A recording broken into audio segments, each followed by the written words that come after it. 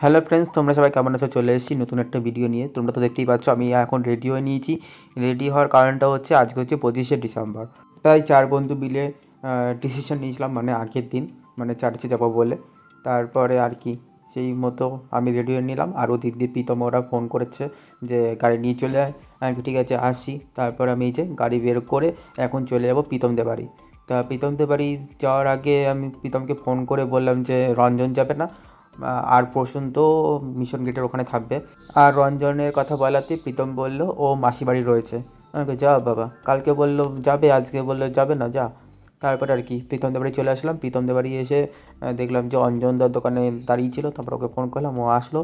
তারপরে এই যে বেরিয়ে পড়লাম, এখন চলে যাচ্ছি মিশন গেটের ওখানে।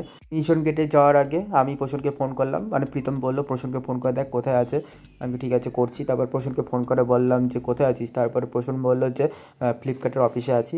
আমি বললাম তোর এখনও কাজ শেষ হয়নি? ও বললো কাজ শেষ হয়ে গেছে, আর কিছুক্ষণ লাগবে। তারপর আমি বললাম তাড়াতাড়ি কাজ শেষ করে তাড়াতাড়ি আয়। তারপরে ও বললো ঠিক আছে, মিশন গেটের ওখানে দাঁড়া, আমি কিছুক্ষণের মধ্যে আসছি। তারপর ওর কথা মতো আমরা মিশন গেটের ওখানে গিয়ে দাঁড়িয়েছিলাম। তারপর ও কিছুক্ষণ পরে আসলো।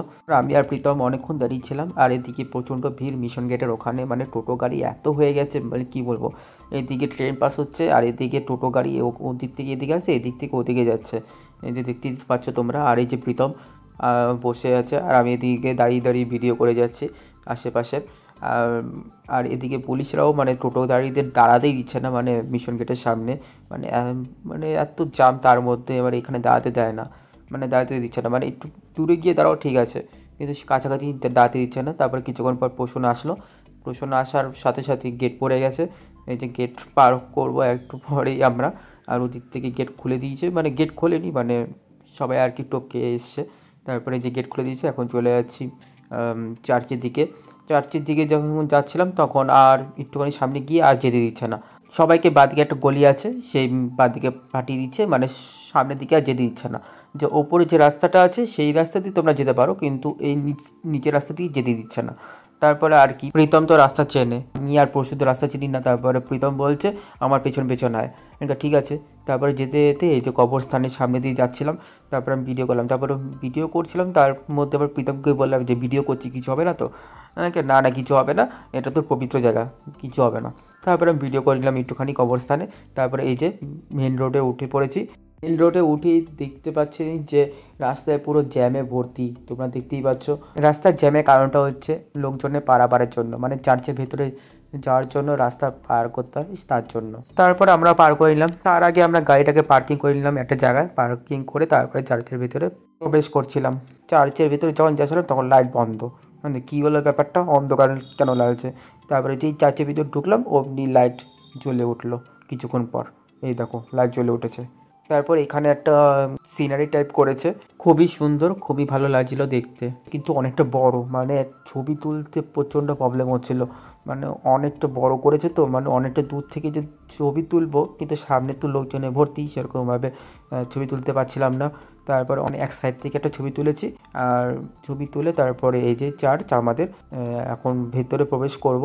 তার কিছুক্ষণ পর আমরা চার্চের ভিতরে প্রবেশ করলাম। চার্চের ভিতরে প্রবেশ করার পর দেখতেই পাচ্ছ প্রচণ্ড পরিমাণে ভিড়, মানে এই চার্চ 9টা অবধি খোলা থাকে, তারপর 9টার পর সবাইকে বের করে দেয়, মানে বন্ধ করে দেয় 9টার পর অবধি। আর অন্যান্য চার্চ তো 7টার মধ্যেই বন্ধ করে দেয়। মানে আগেবার ব্যান্ডেল চার্চে গিয়েছিলাম, ব্যান্ডেল চার্চে গিয়ে এরকম হয়েছে, 7টার মধ্যে কেউ কোনো চার্চ বন্ধ করে আমি নিজেও জানতাম না, এত তাড়াতাড়ি বন্ধ করে দেয়। তারপরে বাইরে থেকেই ঘুরে টুরে চলে এসেছিলাম আগের বার। এবার আর যাইনি ব্যান্ডেল চার্চে, এবার আমরা রানাঘাট চার্চে এসেছি। চার্চের ভেতরে কিছুক্ষণ থাকার পর আমরা বাইরে চলে এসেছিলাম। বাইরে এসে একটু ভিডিও ক্যাপচার করে নিয়েছিলাম। এই যে মাদার তেরেজা, তার পাশে হচ্ছে যীশু খ্রিস্টের একটা মূর্তি ছিল, এইগুলোর একটু ভিডিও করে নিয়েছিলাম। আর কয়েকটা ছবি তুলেছিলাম। ছবি টবি তুলে তারপরে গান হচ্ছিল, সেখানে একটু চলে গেছিলাম, সেখানে একটু গান শুনলাম। এই যে তোমরা একটু শুনে নাও। আমরা যখন বেরিয়ে যাচ্ছিলাম তখন ফোঁটা ফোঁটা বৃষ্টি পড়ছিল। তারপর আমি প্রসূনকে জিজ্ঞেস করলাম যে বৃষ্টি পড়ছে নাকি? ও বললো হ্যাঁ। তারপর বলছে চল তাড়াতাড়ি এখান থেকে বেরোতে পারলে বাঁচি, যদি এখানে থাকতে থাকতে যদি বৃষ্টি নামে তার আগে আমরা বাড়ি গেলে ভালো হয়। তারপরে আর কি, তারপরে চলে আসলাম রাস্তার এই পাশে এসে ঘুগনি খেলাম। ঘুগনি খাওয়ার পর ফুচকা খেলাম। তারপর আর একটু ভেতরের দিকে গেলাম। ভেতর দিকে যাওয়ার পর একটা ছোট মাঠ পড়েছে, মাঠের ওখানে কিছুক্ষণ ছিলাম। তার আগে একটা রাস্তার সাইডে একটা থিম করেছিল ছোট্ট করে যিশু খ্রিস্টেরই, মানে মেরি ক্রিসমাস বলে। এই দেখো কি সুন্দর করেছে, ভালোই করেছে, মানে পাহাড়ের একটা ঢিপি করে তারপর ইয়ে করেছে, মানে ছোট্ট করে একটা থিম করেছে। তারপর এটা দেখার পর চলে গেলাম একটা ছোট্ট একটা মাঠে। ওই মাঠের এখানেও সেম এরকমই করেছে ছোট্ট থিমের মধ্যে।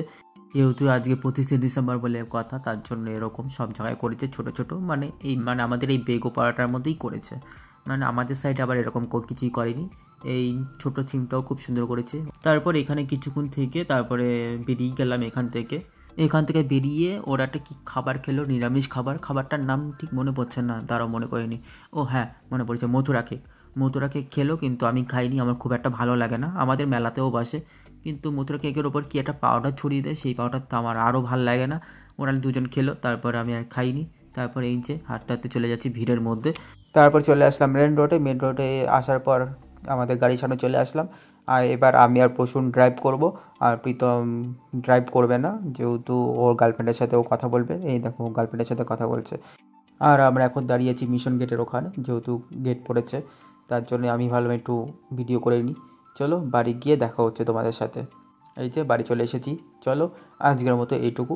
সবাই খুব ভালো থেকো, আবার দেখা হবে নেক্সট ব্লগে। আর 31স্টে তোমরা কে কী করলে একটু আমাদেরকে জানিও। আর তোমাদেরকে অ্যাডভান্স হ্যাপি নিউ ইয়ার বলে দিলাম আগে থেকে। Happy new year. চলো সবাই খুব ভালো থেকো, টাটা।